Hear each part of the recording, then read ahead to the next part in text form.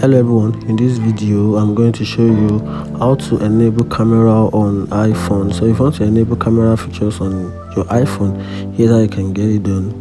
First tips you need to go through is just tap on the settings, then you scroll down and tap on this option which is privacy and security. Tap on it, then you scroll down and tap on camera. Okay, sorry, wrong click. Tap on camera.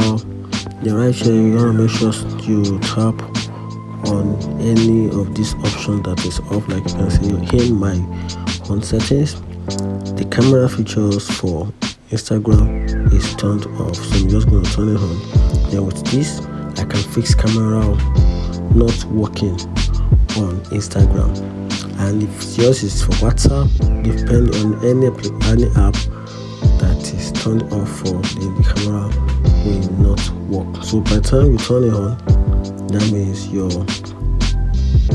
camera is gonna start working for any of the app, and that's it. If you find the video helpful, like and follow for more. Thank you.